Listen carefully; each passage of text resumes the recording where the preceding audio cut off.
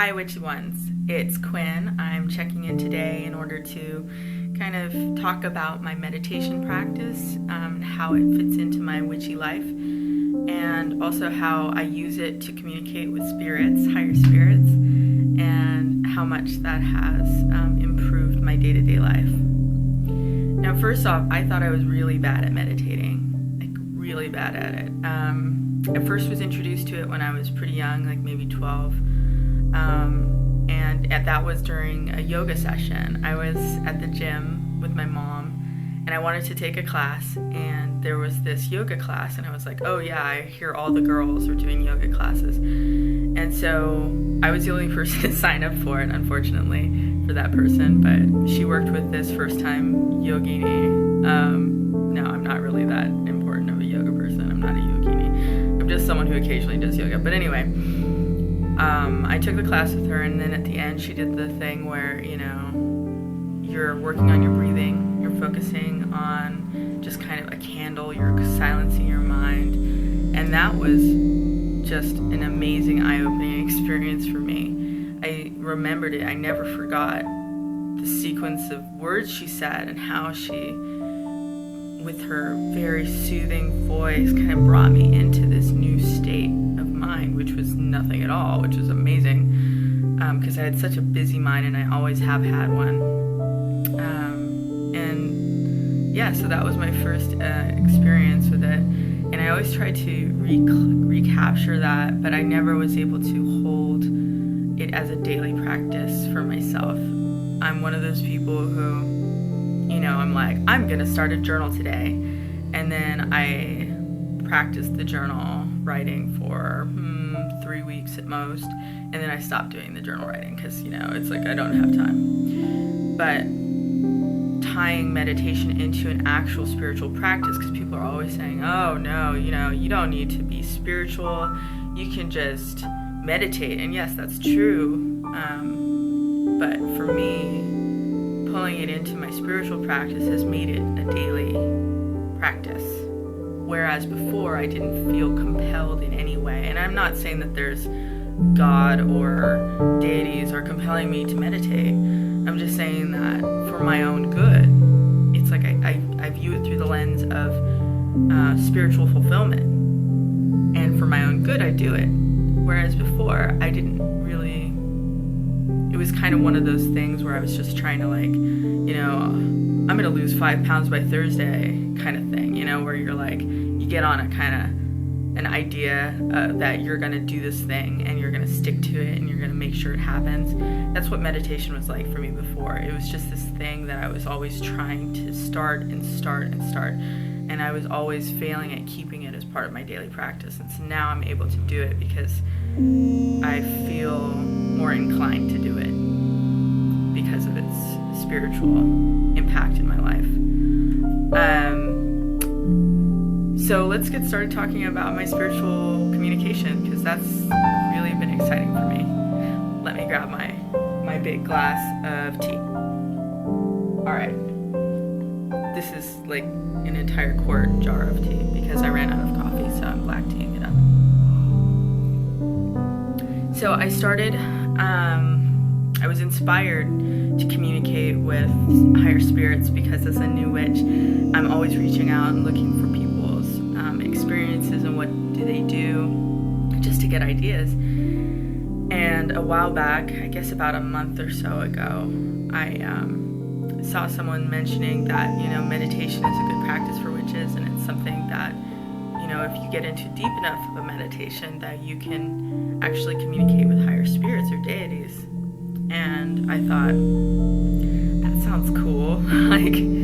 I've never thought myself to be a very good meditator, but being able to become better at it and being able to deepen my meditation and talk to spirits was very appealing to me. So I thought, okay, I'm going to look into this. And then I cruised through my library's collection and found this awesome book called AWAKEN, Your Divine Intuition. It is by Susan Shumsky. This is it. Whoa. Okay. And I really liked it. Really liked it.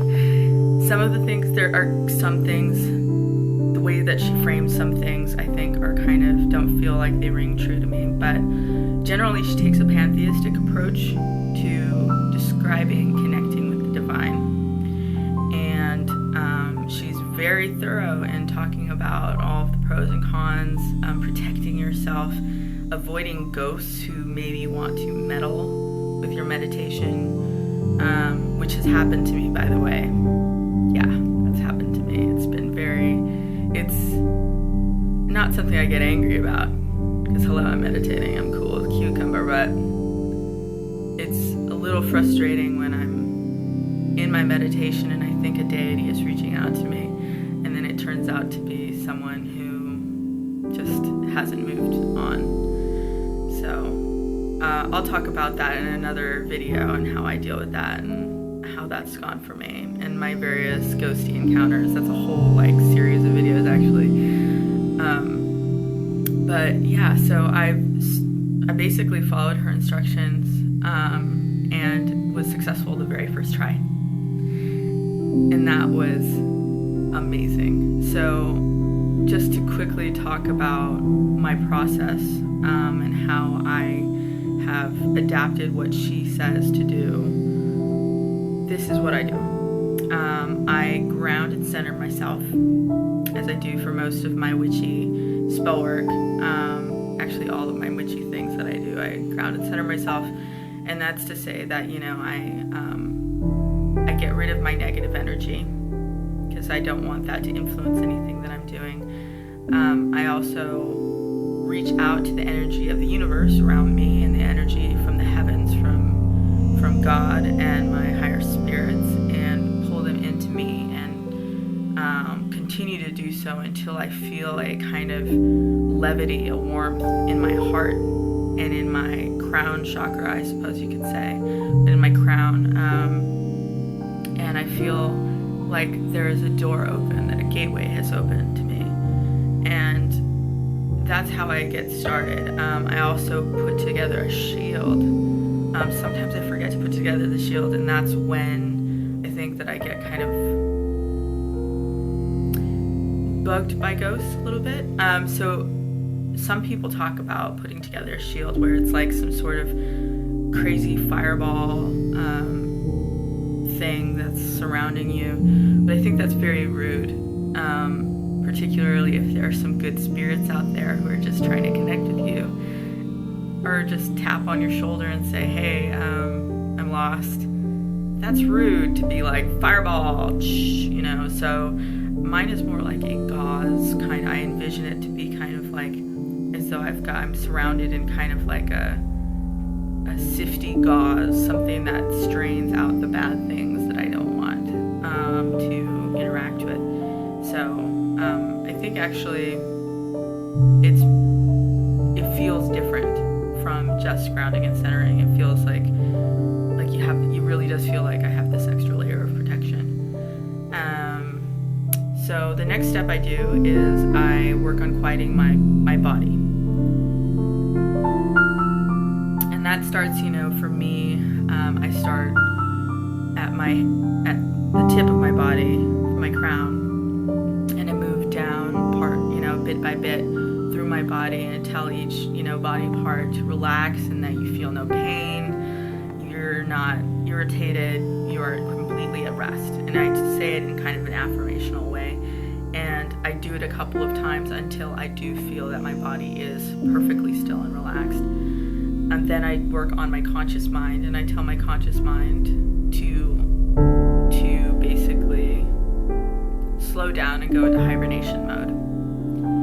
And after that, I kind of wait until my subconscious mind, because to consciously think, for me anyway, this doesn't work, to consciously think, subconscious mind, shut off. It's like, that's a conscious thought. In my mind, that doesn't really make sense.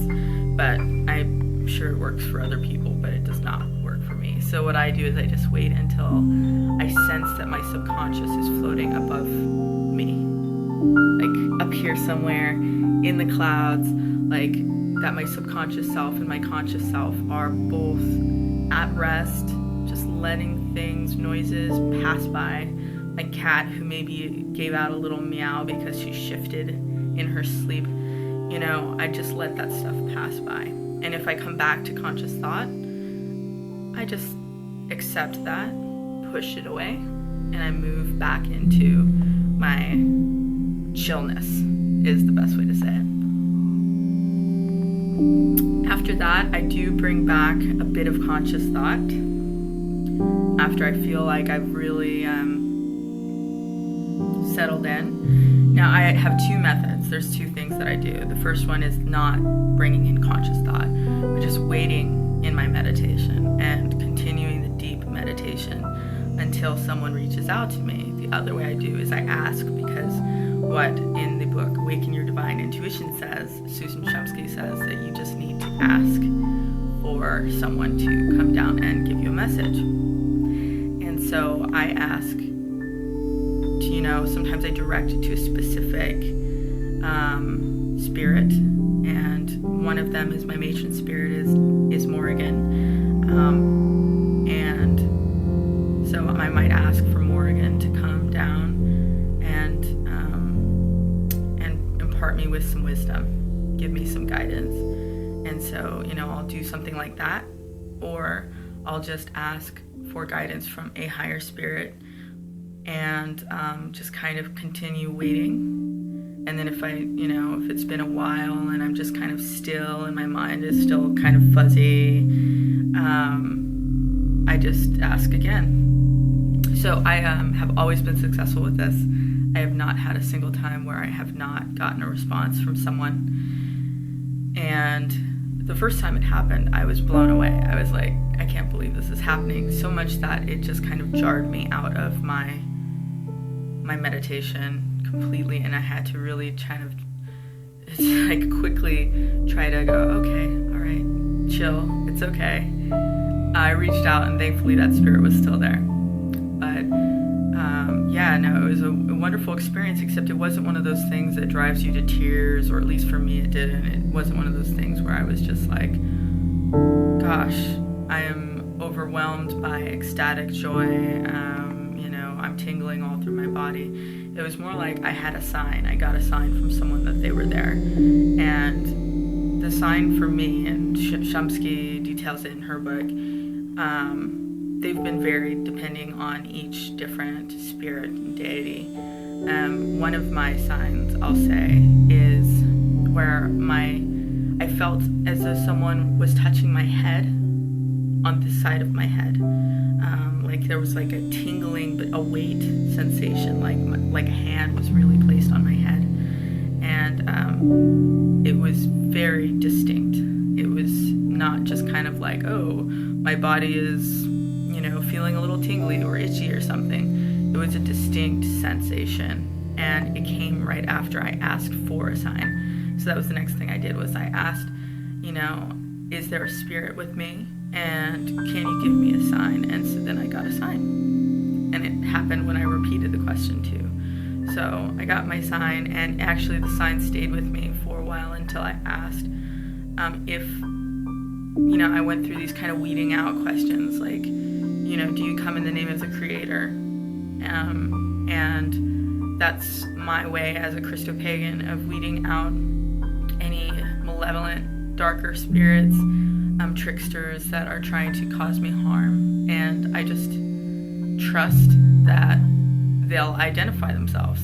And there have been a couple of times where I asked, do you come in the name of the Creator? And I've gotten a no.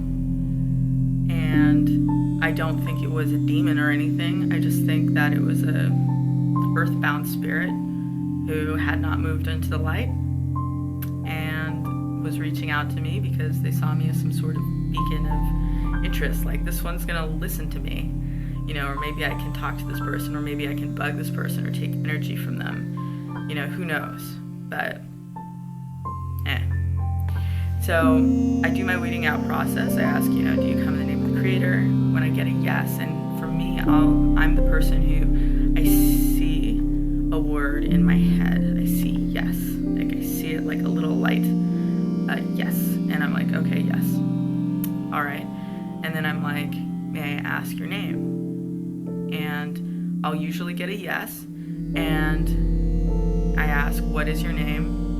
And that can be a little tougher for me, is determining what their name is, because of the way that I get messages in my head. I can only see pictograms. Sometimes I kind of can sense an interior voice kind of thing, not like where I hear voices, but where I can sense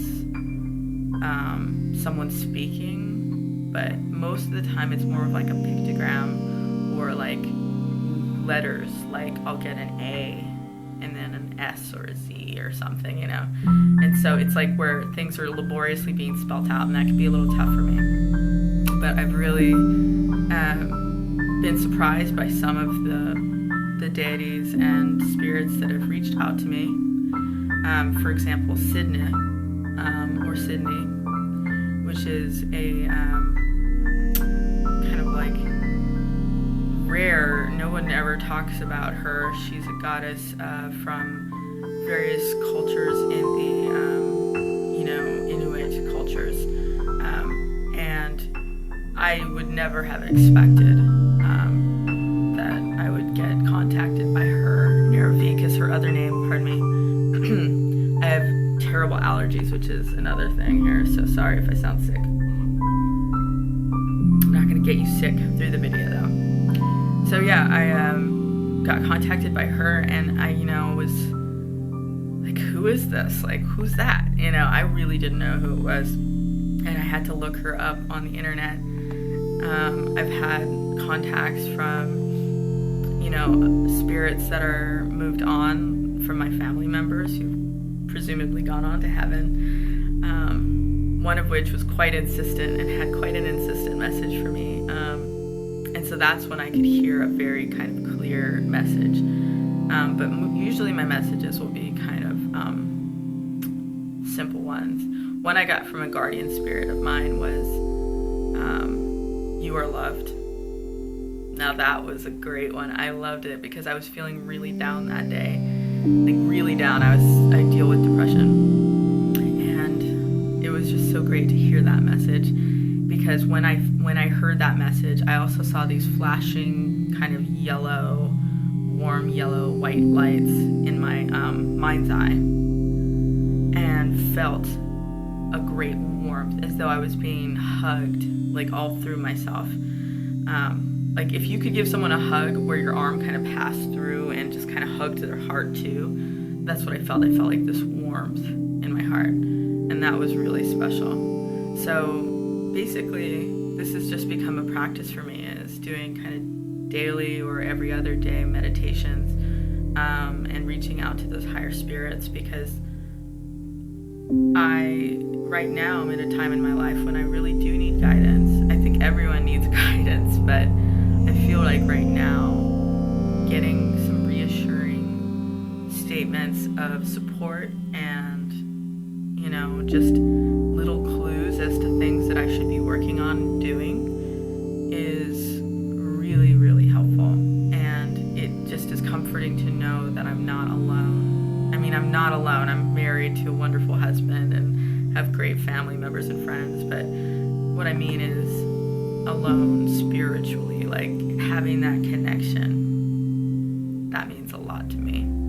Anyway, this has been a very long and just rambly video, but I hope that if you ever had experiences like this, that you know that there are other people out there that do as well, and you're not crazy. If you think I am crazy, then oh well, I guess that's just how you feel about it. And until my next vlog, see you later, witchy ones.